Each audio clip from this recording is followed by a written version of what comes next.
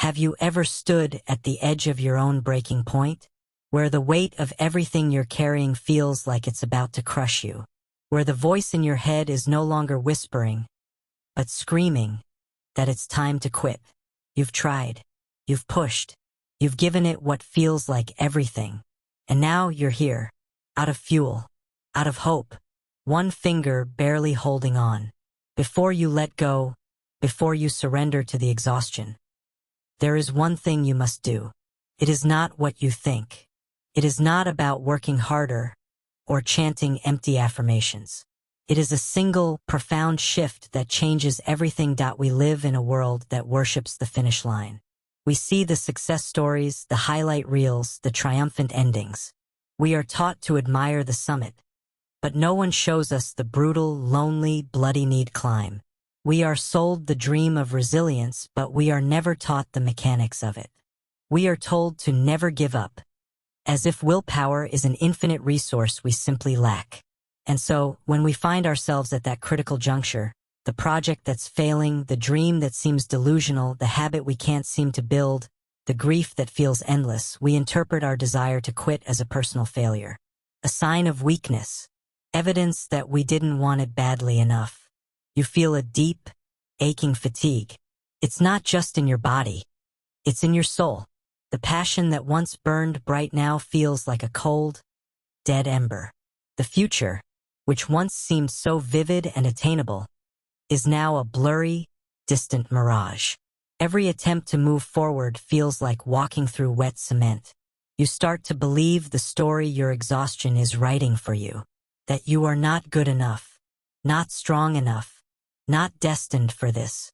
The world, you think, is giving you a signal, and the signal is to stop. This is the universal human experience. This is the crossroads of despair. But here is the contradiction, the great lie that your mind tells you in this state. You believe that giving up is an action, that it is a single, decisive moment where you lay down your arms and surrender. The truth is, giving up is not an action. It is an inaction. It is the final, quiet sigh after a long, slow process of internal erosion. It is the culmination of 1,000 tiny surrenders you've already made along the way. You gave up on your focus 5 minutes at a time. You gave up on your belief with every self-critical thought. You gave up on your energy by neglecting the fundamentals of your well-being. The desire to quit is not the problem. It is the final, desperate alarm bell. A signal that your current strategy, your current mindset, your current fuel has been completely depleted. The common thinking is to fight this feeling, to grit your teeth, tense your muscles, and try to push through the wall with sheer force of will. You try to outmuscle your despair, but you cannot solve a problem from the same level of consciousness that created it. You cannot fix a broken system using the same broken tools. The turning point is not a push. It is a pivot. So what is the one thing? It is not a single action, but a single realization which then informs a new way of being. It is a 3-part framework for the soul. When the urge to quit screams at you, your first instinct is to listen, to obey, to make plans for your retreat. Stop. Do not obey the feeling. Interrogate it. The feeling of, I need to give up, is almost never the truth. It is a mask. It is the final, simplified message from a complex system in distress. Your job is to become a detective of your own despair. Ask yourself, what is this feeling really? Is it truly that the goal is impossible? Or is it that I am exhausted? Is it that I don't want this anymore? Or is it that I am afraid of the next inevitable setback? Is it a failure of purpose? Or a failure of process? Let me tell you a story. There was a young entrepreneur. Let's call him Leo. He started a small company, and for 2 years he poured his heart, his savings, his identity into it. And it was failing, miserably. Every day was a struggle. The urge to quit, to close the doors, to just make the pain stop, was a constant, heavy weight on his chest. It felt like the only logical, sane thing to do. One night, at his absolute lowest, he didn't make a decision. Instead, he took out a notebook, and he wrote at the top, "Why do I want to quit?" His first answer was the obvious one, "Because I'm failing." He asked again, "And what does failing mean?" Answer: I'm losing money. I'm not where I thought I'd be. Again: and why is that making me want to quit? Answer: because it's humiliating. People are probably laughing at me. I feel like a fraud. Again: and what is the core of that feeling? He sat with it, and the answer that emerged, quietly, was not, "This business is a bad idea." The answer was, "I am terrified of being seen as a failure." The problem wasn't the business model in that moment. It was the crushing weight of his own ego and fear. The desire to quit was not a strategic assessment. It was an emotional escape hatch from shame. By interrogating the feeling, he uncovered the real enemy. It wasn't the market or the product. It was the story he was telling himself about what his struggle meant. He shifted his battle from saving his company to saving his own mind. And that changed everything. Your desire to quit is a signal to look deeper, not to run away. This is the core of the one thing. The reason we break down on the path to anything meaningful is because we are looking at the wrong horizon. We have a monument mindset. We see our goal as a distant, monolithic structure, the perfect body, the successful business, the finished novel, the healed relationship. It stands far away on a hill, and every step we take is measured against the immense, seemingly unchanging distance to that single point. When you have a monument mindset, every day you don't reach it feels like a failure. Every setback is a catastrophic deviation from the one true path. The pressure is immense, constant, and unsustainable. It's no wonder you want to quit. You're trying to swallow the entire elephant at once. And you're choking.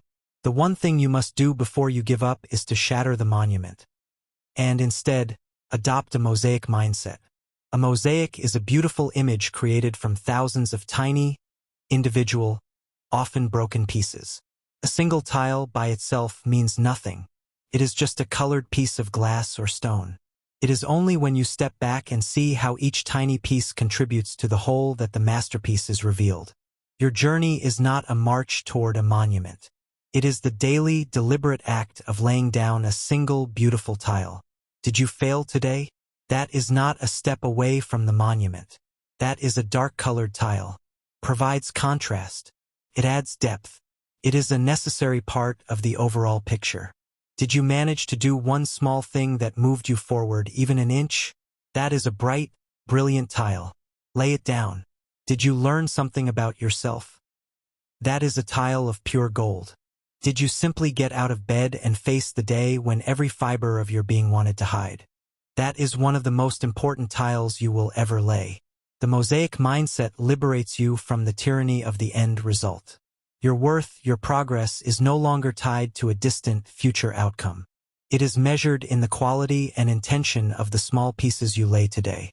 Right now, you are no longer a failure who is not at the finish line. You are an artist, carefully and deliberately placing today's tile. Before you give up, ask yourself, am I looking at the distant monument, or am I focused on placing my next, single beautiful tile? You are not a machine. You are a living, breathing ecosystem. You have a well of resources: physical energy, mental clarity, emotional resilience, and spiritual purpose. When you are on a difficult path, you are constantly drawing from this well. Every challenge, every setback, every act of discipline takes a bucket out of the well. The desire to quit is the sound of the bucket hitting the bottom. It is the echo of emptiness. The common, foolish response is to look at the empty well and decide the journey is too costly. The wise response, the one thing you must do, is to finally, seriously commit to replenishing it. We are so obsessed with output that we neglect input. We expect heroic performance with a bankrupt spirit. How do you replenish the well?